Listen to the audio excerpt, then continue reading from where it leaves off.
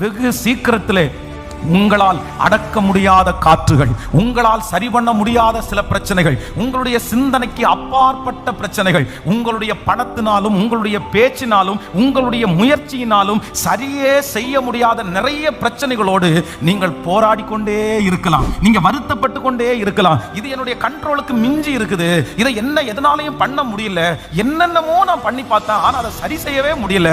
ஆனா ஏசப்பா இன்னைக்கு நம்ம எல்லாருக்கும் கர்த்தர் வாக்கு கொடுக்கிறார்.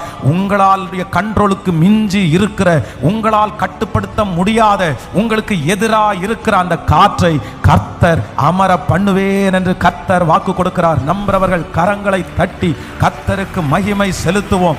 உங்களுக்கு விரோதமாக இருக்கிற அந்த காற்று முடிவிற்கு வரும், அந்த பிரச்சனை முடிவிற்கு வரும், அந்த மனிதனுடைய சக்திகள் முடிவிற்கு வரும். இதோ ஆண்டவர் வாக்கு கொடுக்கிறார். அவர் படவிலே ஏறின உடனே, அவர் அந்த பிரச்சனைக்குள்ளே வந்த உடனே கர்த்தர் வாக்கு கொடுக்கிறார். இந்த மாதம் ஆண்டவர் கடந்து வருகிறார்.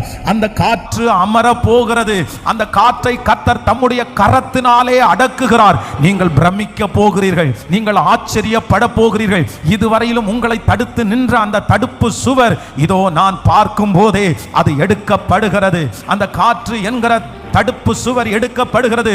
உங்களை பின்னோக்கி இழுக்கிற அந்த தடுப்பு சுவரை கர்த்தர் எடுக்கிறேன். இது தீர்க்க தரிசனமான வார்த்தை.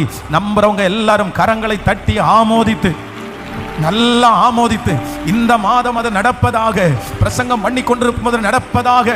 கர்த்தருடைய கரம் தன்னுடைய கைகளினால் அடக்கி ஆளுகிற கர்த்தர், காற்றை தன்னுடைய பண்டக சாலையிலிருந்து பண்ணுகிற கர்த்தர், உங்களுக்கு விரோதமாய் எழும்பி நிற்கிற அந்த காற்றை அமர பண்ணுகிறதற்கு தேவன் வல்லவராய் இருக்கிறார். ஹல்லேலூயா.